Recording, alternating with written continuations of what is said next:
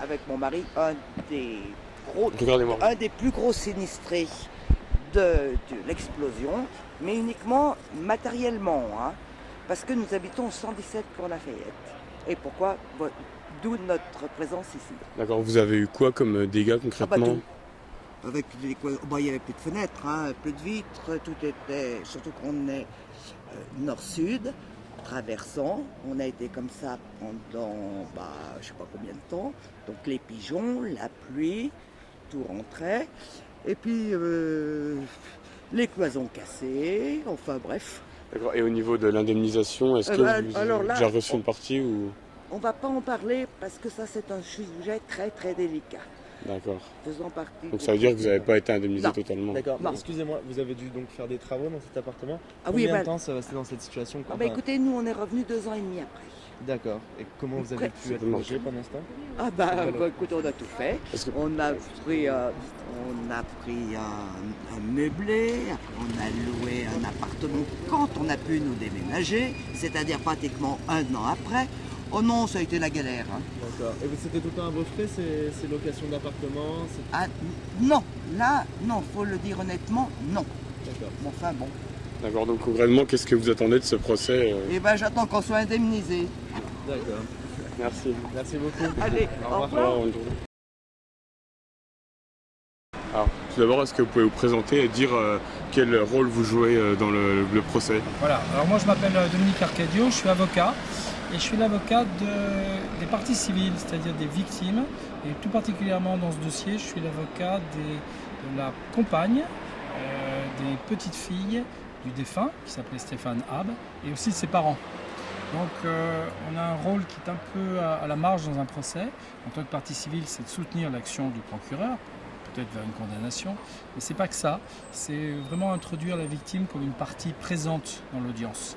Donc ça c'est quelque chose auquel on tient beaucoup nous au sein du cabinet, c'est que les victimes soient présentes pour humaniser une procédure technique, qu'on ne soit pas seulement tourné exclusivement vers les prévenus. D'accord. Au-delà des dégâts matériels, est-ce que vous réclamez des réparations pour la mort de ce pompier? Alors, la mort de quelqu'un, ça entraîne une onde de choc terrible dans une famille. Et en droit, on indemnise ça au titre d'un préjudice moral. Les compagnies d'assurance ont été correctes, elles sont intervenues auprès de nous et on a pu déjà régler cet aspect. Donc le préjudice moral a été indemnisé, le préjudice économique lié à la perte de revenus également. Néanmoins, on va présenter une demande aujourd'hui. Donc c'est une demande qui est marginale, notre propos c'est pas de profiter de l'audience pour battre monnaie, hein, mais on va réclamer une indemnisation à 2 titres. D'abord, on a essayé de se rendre compte que ce pompier, il n'est pas mort dans la seconde, il a eu un moment où il a senti que ça arrivait. Et aujourd'hui, les tribunaux accordent ce qu'on appelle un préjudice d'effroi. Lorsqu'on sent que la vie va vous échapper, on a peur devant les espaces infinis, comme disait Pascal, et on réclame à ce titre une somme symbolique, mais pour lui, et donc qui toucheront, si jamais elle est accordée, ses filles. Une somme qu'on réclame de 8 000 €, donc 10 000 €, c'est pas dramatique comme montant, mais c'est pour le principe. Et puis il y a quelque chose qu'on réclame dans ce dossier qui est très particulier. Quand l'accident s'est produit, sa compagne se trouvait dans sa voiture. Il était 11h et quelques, lorsqu'elle a appris par un bulletin radio diffusé qu'un pompier était mort. Tout de suite, elle a pressenti que c'était son Stéphane, comme elle dit. Alors à ce moment-là, pendant 2 heures, elle a essayé de le contacter. Elle a essayé d'avoir des renseignements. Pendant 2 heures, c'était une angoisse terrible et elle est arrivée trop tard pour le voir vivant. Il était déjà mort lorsqu'elle est arrivée à l'hôpital. Pour elle, c'est un bouleversement terrible. Ce préjudice d'inquiétude lié à cette situation est indemnisé maintenant dans le cadre de certaines catastrophes collectives. Donc c'est une évolution du droit dont on va essayer de tirer parti, non pas pour réclamer des dommages et intérêts, c'est pas vraiment ça, mais pour essayer que vraiment les victimes soient reconnues à leur place. Donc vous voyez, on a double dimension. Faire reconnaître les victimes dans leur dimension personnelle, la famille Hab, qui a sa souffrance, mais penser aux autres victimes dans d'autres circonstances. Et là, la jurisprudence, c'est-à-dire l'ensemble des décisions à venir, ça comptera. C'est pour ça que ce sera intéressant de faire de ce procès quelque chose de fondateur sur ce plan-là.